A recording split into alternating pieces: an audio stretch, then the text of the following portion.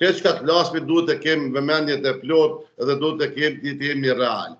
Kosova akoma nuk është e përgatitur për eventualisht një luftë të mundshme, luftë të madhe në qoftë se ndodh një sulm i organizuar. Megjithatë, ushtria e Kosovës ka avancuar jashtëzakonisht shumë, edhe me trupat e vet, edhe me teknologjinë e vet.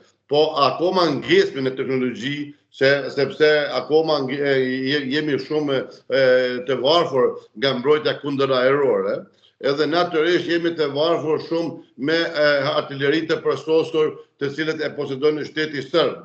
Po megjithatë, unë besoj shumë në djemtë dhe bijat e Kosovës, edhe të Shqipërisë, natyrisht, edhe pse Shqipëria e ka një numër më të vogël të ushtrisë dhe është më pak e përgatitur, po megjithatë Shqipëria ka njësi shumë elite specializuara për luftë gerile dhe luftë malore, që në krahasim me shtetin serb, natyrisht që jemi numër shumë më i vogël, po në qoftë se e shikojmë dhe terrenin e mundshëm, nuk ka mundësim avancim të shpejt drejt Kosovës asnjë ushtri e botës, me atë pak ushtri që ka Kosova dhe Shqipëria, besoj që do të del ballë çdo sulm eventual që mund të ndodhë në Kosovë. Zoti Çollaku, një hartë e re në Ballkan do ta shqetësonte përfundimisht apo mund ta çonte një luftë madhe, sepse zonat e influencës po ndahen, ndoshta Ballkanin SBA-ja mund ta dorëzojë apo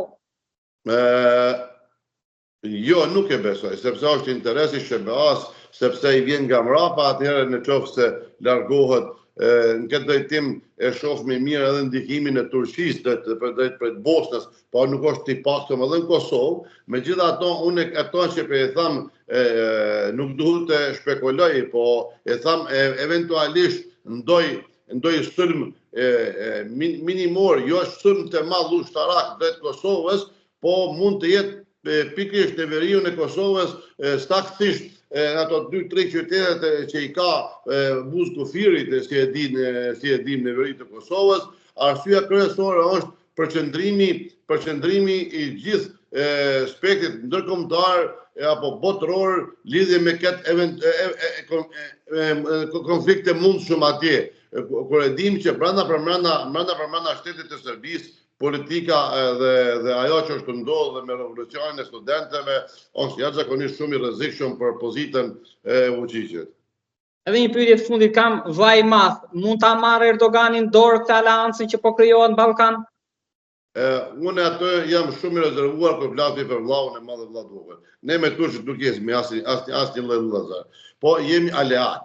Në të kaluarën ka qenë pushtues një lloj, sikur Serbia ka qenë edhe Turqia në trojet tona. Megjithatë, bindja ka ndryshuar komplet e funksionalitetit të aleatëve. Sot për sot, ne Erdogan dhe Turqinë kemi aleat, një për aleatëve më të mirë, që dini që Turqia edhe në ka dhuruar, po edhe në ka shitur jashtëzakonisht shumë teknologji ushtarake. Edhe natyrisht që Turqia sheh vendin e vet dhe sheh pozitën e vet ekonomike brenda vilajeteve ku ka pas atëherë në atë kohën e otomanëve. Edhe pse shpeshherë këto Erdogani nuk i don këto mendimet e njerëzve, analiza që po them të drejtën, ata e kanë interesin e vet, sepse ju e dini mirë që edhe pse janë në NATO, Turqia dhe Greqia kanë probleme me Ciprën jashtëzakonisht shumë të mëdha, që eventualisht mos ta lënë ndikimin e vet. Turqia do një pozitë që tregohet që është më e fuqishme, sepse një pjesë e vogël e Turqisë ndodhet edhe në Evropë. Zoti Çollaku, të falenderoj shumë për gjithë analizën e gjerë dhe të gjatë të detajuar dhe për informacionet që më dhat në këtë bisedë. Faleminderit shumë, respekte.